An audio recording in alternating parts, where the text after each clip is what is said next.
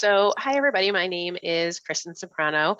I am a career consultant here in the Center for Career Development, and I also oversee our undergraduate student intern program in our office. We have about 26 student interns that work in our office across multiple different positions and project areas. So I'm excited to be here today to talk to you a little bit more about how you can effectively deliver evaluations to your student employees. Danielle, I'll let you go ahead and introduce yourself as well. Good afternoon, everyone. My name is Danielle Rossetti. I am the Assistant Director of our Client Services Unit in the Office of Student Financial Aid Services, and I work here at the Stores campus. Very excited to be here and share some really great information with everyone today. So in the time that we have today, what we want to do is we just want to provide a little bit of information, like we said, on effective practices for evaluating student employees.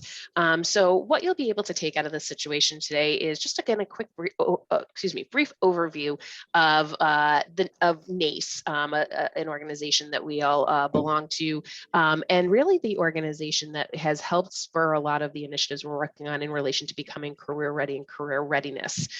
So that's where we'll also do, again, a brief overview of the career readiness competencies.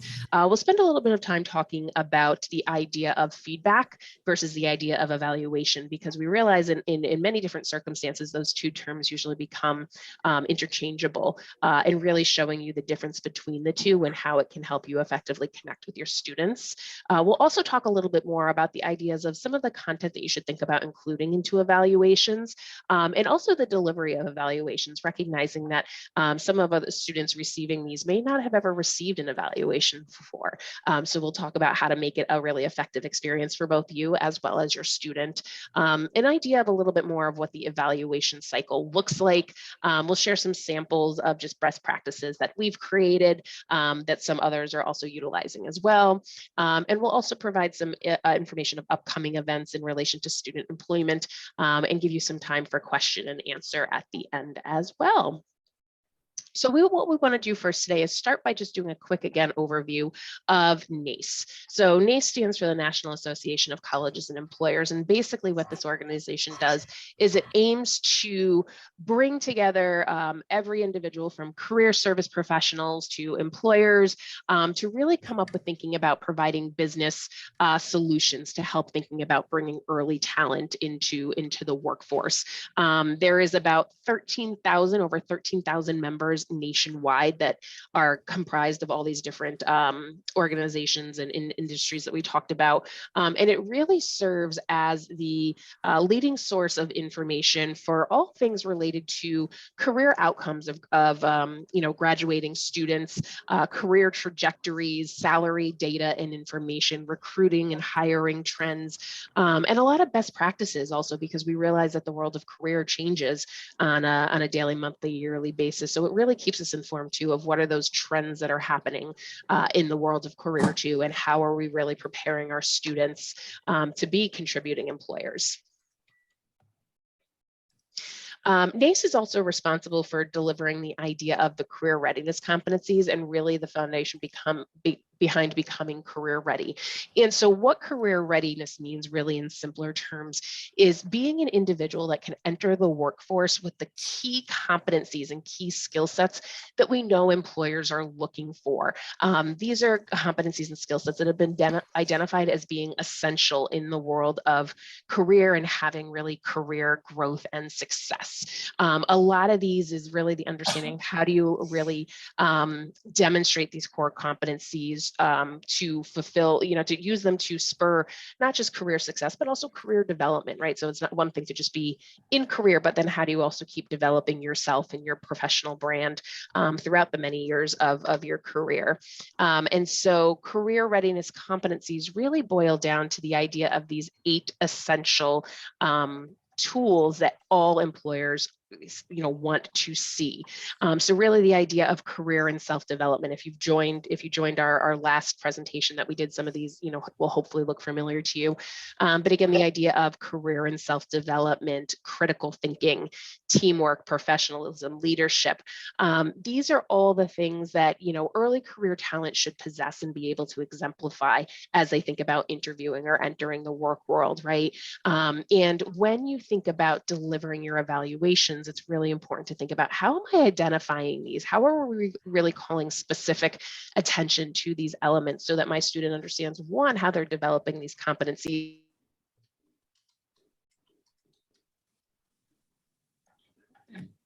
Was everybody able to hear me? I just got a pop-up that said maybe I was muted. Yes, hopefully you're able to hear me. You are muted for like 10 seconds. Okay. Okay. I just saw it pop up and I was like, oh no, what happened?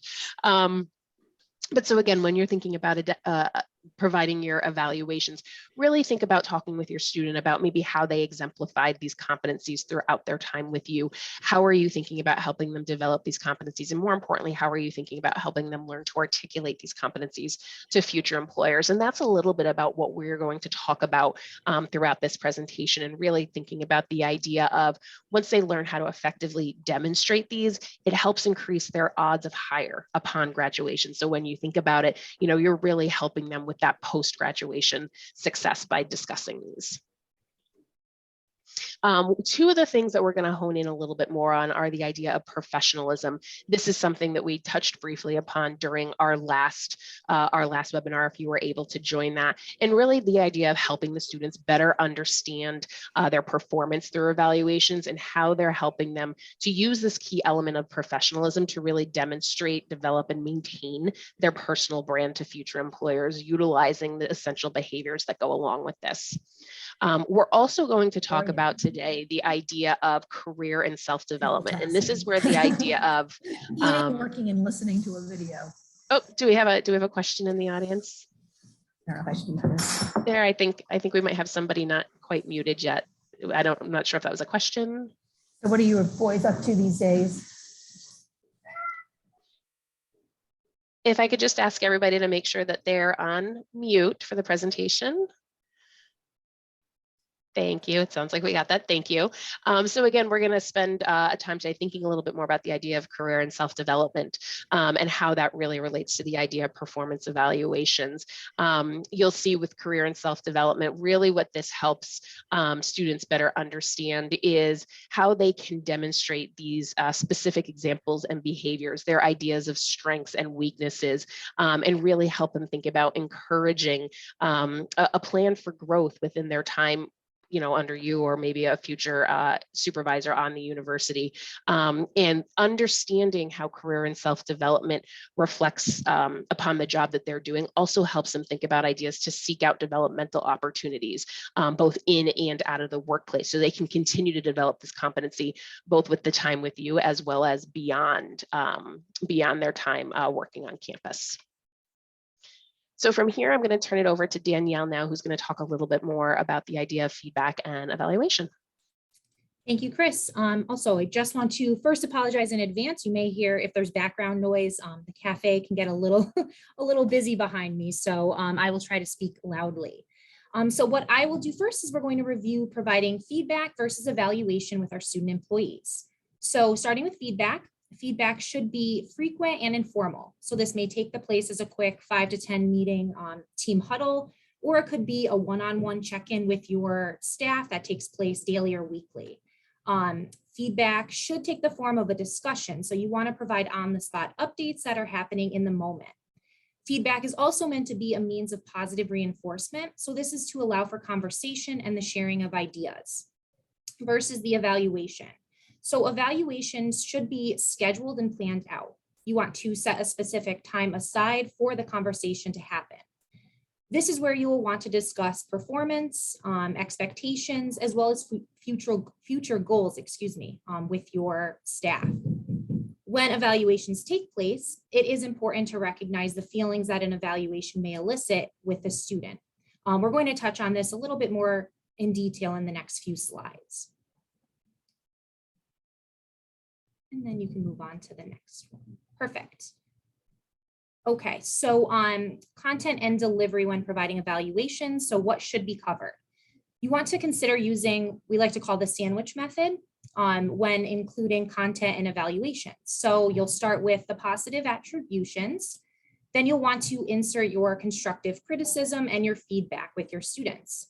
And then you'll also want to end with a positive summary of the student's performance and allow for open dialogue. When you're providing accomplishments first, It will help to reduce any anxieties that the student may be feeling in a formal setting.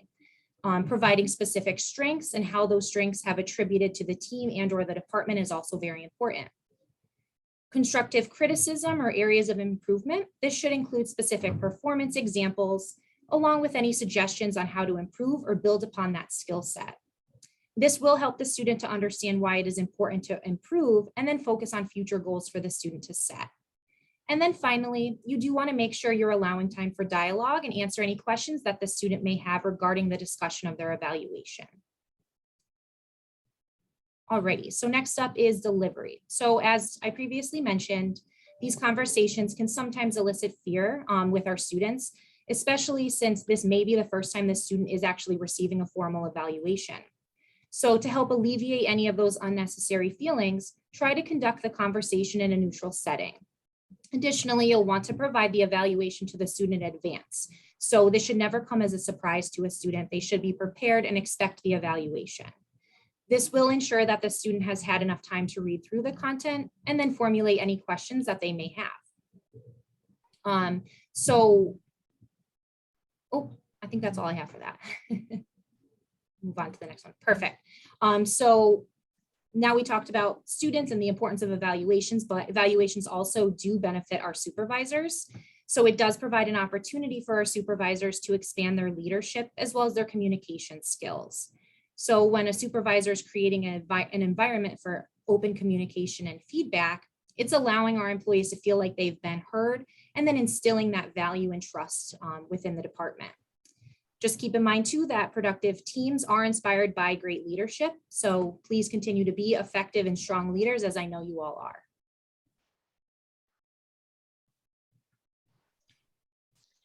All right, so now I'm going to talk a little bit more about the idea of what a full evaluation cycle could look like.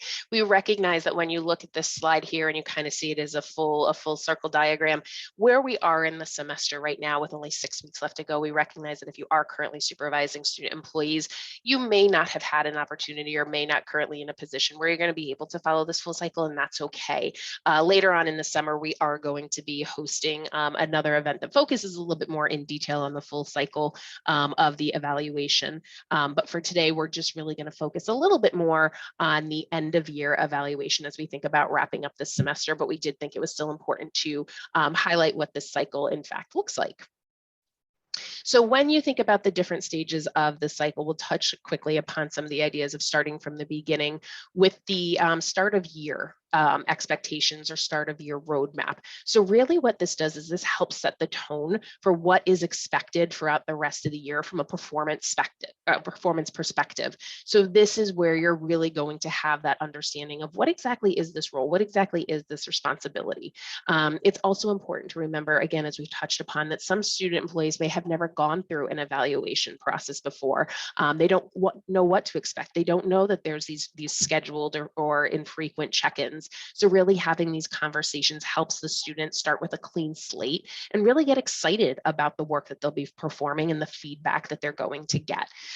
It also helps establish the idea of timelines and expectations and really creates a dialogue about the communication styles and preferences between the two of you so that you really have an understanding of how feedback should be delivered, how feedback should receive, not just from you as a supervisor, but also from the student when you think about that 360 perspective. And again, this is also going to help generate the baseline of the student's competency proficiencies. So when they start to think a little bit more about the professionalism or the career and self-development or the communication, they start to get an understanding of where they are and what they can hopefully inspire to. The ongoing feedback is something, again, that as Danielle mentioned, the difference between the feedback and the evaluation. So as mentioned in this previous slide, the idea of ongoing feedback should be something that is timely, as this really is important in helping to deliver effective evaluations, right? And to make sure that none of the content that's shared ever does come as a surprise. Again, these can come in those forms of those daily check-ins or huddles or even weekly team meetings. Often it can be helpful to again, give the understanding of, hey, is the way I'm communicating this feedback helpful to you? Or allow the student to say, you know what, hey, can you give me a little bit more performance feedback? Because maybe students might want something a little bit more frequently than what you think that you're delivering. Feedback can also be shared in larger team meetings, team parent shares, or having having a few moments at the beginning of each meeting to really share accomplishments for each of your student employees to help generate that excitement and confidence. And team recognition platforms and activities like having a bulletin board if you're so lucky, or in your office space, or maybe a Teams channel where everybody can really champion each other, not just from a supervisor perspective, but also from a peer perspective as well too, as that also helps get the idea of, hey, what am I really doing well? What are some areas I can improve upon for the individual student? And then the idea comes into play of the mid-year evaluation. And really what the mid-year evaluation does is it provides that glimpse of how is everything going to date? Is the structure we set at the beginning of the year working? Are there continuous things that we should be improving or developing? And how are you meeting the goals that you've set for yourself as well? This helps the student understand not only the objectives of where they are, but then also how they can seek out developmental opportunities for the upcoming semester if you have them for a full year, or where they can seek those out in other opportunities, both in and outside of work.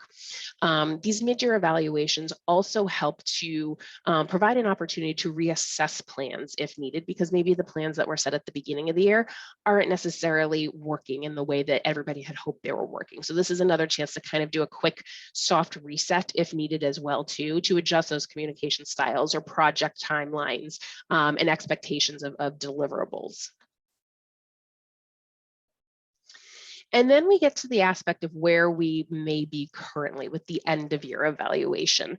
And so it's really important to remember that, again, these end of year evaluations should be a cumulative reflection of the student's overall performance throughout the year. Again, assuming where we are in the timeline right now, if you hadn't had that baseline conversation at the beginning of the year, at least a cumulative performance of maybe where they have been from these 6 weeks on. In these end of year evaluations, you really want to make sure that we're trying to provide a specific focus on the students' accomplishments, their areas of growth, their contributions, discussions of how they've demonstrated the career readiness competencies. So not just thinking about, okay, areas of improvement for next year, or, next career or job opportunity, but really making sure to bring in, again, some of that sandwich method that Danielle talked about earlier, but thinking about it from a broader, larger picture perspective. So what did they do well throughout the year? How did you see them progress from maybe those developmental areas that you had already talked about at the beginning or mid-year, and the progress they've made and how far they've come in those? Really bringing out an idea to focus on those 8 career readiness competencies, and maybe talk to the students about specific examples that they demonstrated throughout their time with you in relation to each of those competencies and their overall performance. Students should often be asked to reflect back on their own tasks that they performed or the projects that they completed, and think really about, what did you do and how do you think this demonstrates the competencies? Get the student thinking about it and not just relying on you to tell them that. Oftentimes we find, especially in our office when helping students write resumes and trying to call out bullet statements that they've written for their resumes, we say, what did you do? What were some tasks you performed? What was the impact? What was the importance of you doing that role? And oftentimes they just say, well, it's just part of my job. I just did it. So they're not really making that connection between the impacts that they actually have and how those relate to the competencies. And that's where these conversations with them can really be helpful. So consider sharing specific examples, pushing the student to think about the specific samples themselves, and then saying, yeah, that's a great example. Here's how it works. Or, yeah, that's a great example, but maybe there's an even better one. Had you thought about this? I think you did a really great job here. So getting them to think about that demonstration will also help them be successful, articulate that to employers down the road. We also want students to really be able to understand the impact of their work and the skills that they use to achieve it. So again, the more likely that they are to feel confident in conveying that information, the more likelihood they are to find that employment after graduation. You also want to make sure that in addition to talking about all those positives, those end of year evaluations still should provide those areas of development the student can focus on in the future as well too. And it's important to remember that these areas of development do not necessarily have to be job specific. They can also be from a holistic professional development point of view as well.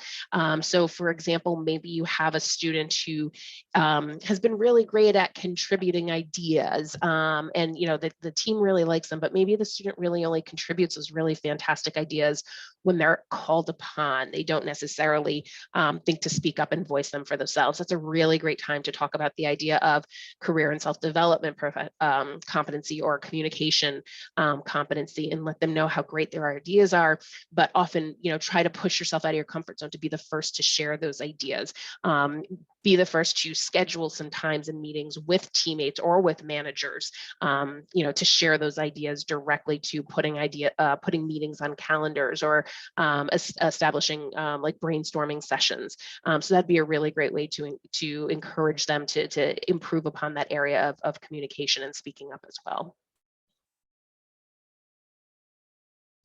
So we're also going to talk about the idea of some sample evaluations as well. Again, it's important to say that these are not necessarily the only way to provide evaluations. They are just samples of basically what we've used in the Career Center for a multitude of different reasons, but we wanted to just show the importance of what they could look like in some ways to think about formulating these. And this one that you're looking at here, this is really just a quick example of how a supervisor can use a 5-point scale to really think about evaluating the student's overall performance in relation to each of the unique career readiness competencies, as well as provide specific commentary on them. So this is just a zoomed in slide of what you saw before. And what this really does is this breaks down, again, the 8 career readiness competencies and provides a definition and sample for each of the behaviors outlined. This helps the supervisor and the student then understand the specifics of what is being evaluated on this form. You'll also notice when looking at this form that, we've only provided 2 behaviors that align with each competency here. You certainly do not have to, if you chose to use an example like this, you don't have to just use these 2 competencies. We'd certainly encourage you to go to our Becoming Career Readiness page, click on each of the competencies and look at the behaviors, examples that are outlined on there, and think about how do they really relate to your unique positions and your unique needs, and really share those with the student as well. Oops, I went the wrong way. And then also on the second page of this evaluation is where we talked about the idea of that open commentary, right? So it's also important to not just help the student understand where they rate on the scale, but also, again, an opportunity to provide some of that written content or specific examples as they relate to the student's specific performance.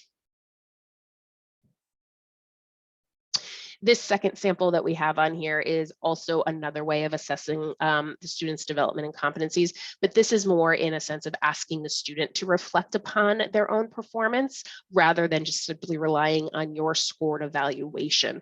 What this does is this really asks the students to articulate the ways in which they think they demonstrated these competencies throughout the work that they did. Again, this helps them better start to formulate how they might convey this in the future, and then allows you to go back and have that open dialogue with them and say, yeah, you know what, this was a great example, or yeah, let's talk about this a little bit more. And it really gets the students to think a little bit more about these specific questions as they relate to their specific work with you. So now I'm going to turn it back to Nancy for a little bit more. Oh, no, I'm sorry. So still for me, just keep you informed on some upcoming events. So again, as I talked about before, we will have some additional webinars in the future. We are aiming for an end of semester, beginning of summer presentation on how to effectively create effective job descriptions and hiring strategies to really make sure that you're recruiting the best students possible for your roles. And then again, in late summer or early August, right before the start of the semester, is where we'll go into a deeper dive of some of the topics we talked about today, and think a little bit more about also interviewing with the career readiness competencies that also then will lead into the idea of now how are we taking what's been discussed in the job description and the interviewing conversations to deliver full evaluations in the future. All All right. So I know many of you are probably registered or subscribed to our student employment listserv. If you are not and you would like to, you can certainly do so. It's available on our website. So you would go to studentjobs.uconn.edu. There is a link on the right-hand side of the page. It's JobX for university employers. You'll go ahead and click that link. And then under the heading Welcome UConn Student Employers is the option to subscribe to our listserv. We do share important dates, deadlines, reminders, upcoming events that are happening within student employment. Most recently, the week of April 11th is our National Student Employment Week. So definitely a week to mark on your calendars, just to thank our students for all of their hard work and contributions to being great team members and great teams on the for the university. So feel free if you have any questions, you can certainly reach out to us, but the link to enroll is on the Student Jobs website. And now we will turn it over to Nancy. Just a very quick mention about Career Everywhere. This is a concept that was created by the Center for Career Development about 2.5 or 3 years ago to really lean into creating consistent messaging to our Huskies around UConn Nation, equipping our campus and community partners with the most up-to-date tools, resources, trends, and referral protocols, incorporate concepts of life transformative education, and also support the mission of education that prepares students for satisfying careers.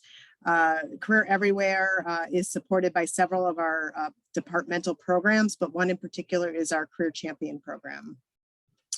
And for Career Champion, for our Career Champion program, we're really leaning into the fact that most people around campus, faculty, staff, and others, as well as our employers and alumni, you all talk to students about career. In this particular case, it's through supervision of our student employees. And this, to Chris's point earlier, this could be the first experience that our students have had the chance to work in this type of an environment. And you have a great opportunity to help shape the student in the sense of helping them learn competencies and other great career-related skills that they're going to take, with them when they graduate from UConn. As a career champion, you will receive access to the most updated information as you work with students, obtain a growing number of career modules that you can use as a supervisor or as a faculty member, if that's one of your roles. And you'll be provided with training, networking opportunities, and support from the Center for Career Development, and really be provided with the tools and resources you need to help our students with success, both while they're students and post-graduation. If you are not a career champion at this point, I would definitely encourage you to look into that. I can drop a link or ask one of my colleagues to drop a link in the chat while we're moving on to Q&A.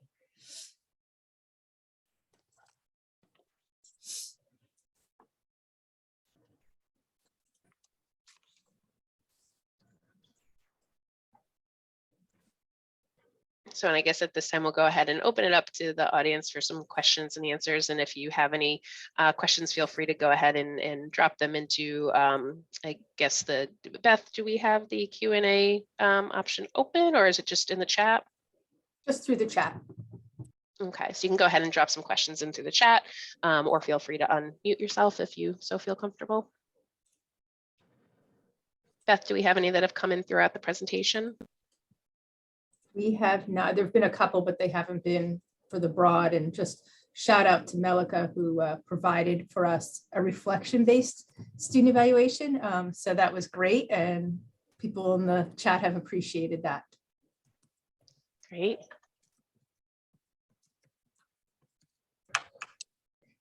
Chris, since we don't have any questions, maybe, I know this is a newer way in the broad sense, but I'm wondering, you've had some good experience, I think, with the evaluations and career competencies with the Center for Career Development interns. And I'm wondering, would you be able to give an example of when you have used these competencies in either feedback or evaluations with the Career Center interns? Yeah, so I think using these competencies really helps me from the beginning be able to really get a baseline understanding of why they're here. It's not just an idea of saying, okay, let's build these competencies so you can go out into the work, but it's also, why are you here? Yes, I know you applied for this internship. Yes, I know you want to work here because you want to get a paycheck and because you want to, you want to get experience to add to the resume.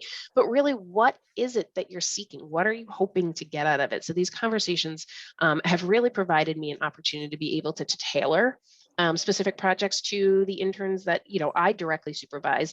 Like I said, I oversee the whole program, but I also have anywhere from about two to three students that I also directly supervise. And so this has been able to help me really get creative in the way that I tailor my my projects and my feedback to them directly. So for instance, I have an intern this year who's been with me for 2 years now, and she is somebody who last year had said, when her first year here was with me, that she really wanted to work on her public speaking skills. She really wanted to focus on those idea of communication skills. So we were able to look into those a little bit more and say, okay, well, what have you done? What haven't you done? What is it about presentations? What is it that you want to develop a little bit more? And so we were able to go ahead and have a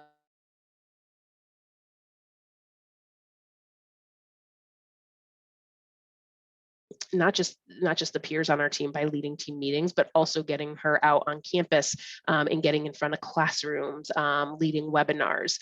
That has then parlayed also into a secondary growth of that goal here, where this year now in her second year with me, she's actually recording video tutorials that we're hoping to get onto our website soon in relation to resume formatting, that helps walk students through the various different ways to utilize Word to actually format resumes as opposed to just telling them what's on resumes.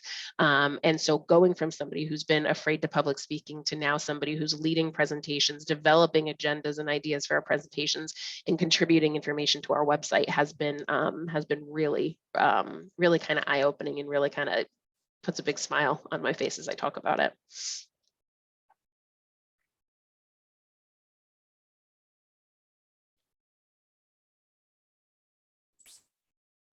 Thanks. No other questions have come in. I don't know if folks want to unmute and throw a commentary. Certainly can give a comment, can throw a comment in chat, or would like to ask a question directly. That is fine.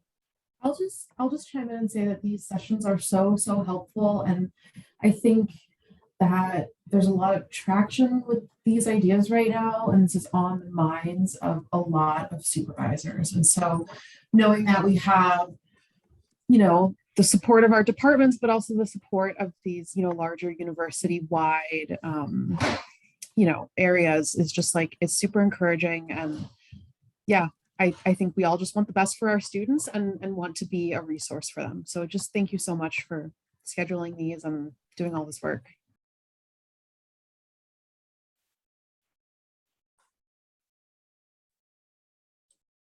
There was a question. Thank you, Melika. That's awesome. And we're super happy that you took the lead and even created your own before we even had this workshop. There was a question that was put in if the evaluations will be available for download. So Nancy, is our intention for the ones we showed today to go in team? Well, I know our intention is to put them in teams, but in addition, will we be sharing these with the attendees prior to the team site being completed? Yes, we can in our follow-up, because we will also send you the recording and the slides. We can also include the evaluation as well, but it will also be in the team site that is in the process of being developed.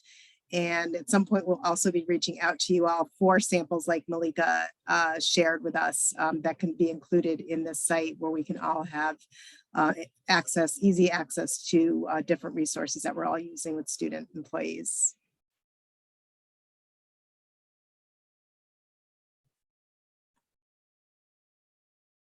We just got a new question. Would we recommend in-person evaluations, electronic? How early in advance is too early to provide the feedback? There are 50 employees at Shaw, so it will take some time. So that's an excellent question, Renee. Who on the panel would like to answer that? Timeline and when do we start and all that good stuff, and how? So, I mean, I can start, and then Danielle, if you want to jump in, feel free to go ahead. So when you think about the delivery of evaluation, so, kind of if you think back to the slide where Danielle was talking about feedback versus evaluation. So that timely feedback is something that usually is on the spot. Therefore, that's usually verbal, right? So it's usually stuff, or sometimes it can be just a quick email. So feedback you usually see coming in a verbal, mostly verbal, sometimes, quick typed way. When it comes to the evaluations, the answer should kind of really be both. So evaluations, if you think about them from the formality standpoint, are something that should always be in some written form, right? With the documentation that the conversation occurred, and that everybody has acknowledged the information that was shared. But when it comes to the physical discussion of the evaluation, that's something that you also want to think about delivering verbally as well too, because you also want to think about how the message is being conveyed to the student. And are they understanding what was in writing and why it was in writing, and examples that can be provided to back up the information that was in writing as well too. When it comes to how far in advance do you share that with the student, I would say, 24 hours, is good. You want to make sure that you're giving somebody time to be able to read through the information that's presented and also process it, right? Because sometimes for individuals, the thought of evaluations can elicit a lot of emotional reactions, like we talked about. And sometimes reading that initial paper, the feedback on the paper might elicit some kind of emotional reaction, where then they just need to say, okay, let me calm down, let me reflect at this, let me see what this is, and then be able to have time to effectively formulate questions that they might have. And if they're put to on the spot, it might not give them enough time to think about those questions or those talking points that they might want to have back with you. So Danielle, I don't know if there's something else that you might want to add to that as well. You did perfect. You answered that exactly how I would. I know there in the chat, I saw virtual meetings, scheduled Zoom calls. So whether it's your evaluations physically, like in an office setting, or virtually, I think is okay. You just really want to know your audience as well, and the comfort level of your students. I would say if you are doing a virtual evaluation, you just want to make sure both of your cameras are on, so you can visualize body language and expressions and things like that. So it's completely up to you. I think you are best to know your audience, meaning your students, on how you want that setting to be, whether it's physically in person or if it's a virtual via Zoom call or Teams or whatever platform you may be using.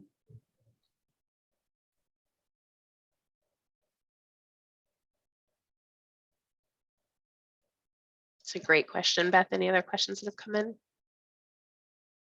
No? All right, well, I'd say for the sake of time then, and making sure that we're cognizant of everybody's schedules, on behalf of Danielle, Nancy, Beth, myself, I'd like to really thank everybody for attending today. Certainly if more questions come to mind after the presentation today, you can always feel free to go ahead, email myself directly, Danielle, Beth, Nancy, whoever. This is certainly not to be the end of this conversation. So we realize as the end of the semester is coming up, you might have some questions that come to mind as you think about having these conversations.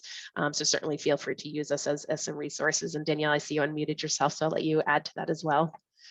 Yes, I just wanted to say thank you. Feel free, reach out to us. We have our main financial aid email there. You can also contact our student employment office directly. But this was definitely a great session, and I'm so happy to hear of all the positive feedback that we're getting, and we look forward to doing more in the future. Nancy, any closing remarks from a career champion perspective? Just thank you so much for being here and your constant supporting of our students. And just want to echo that we will be here to be as a resource and to answer any questions you have. Have a great day.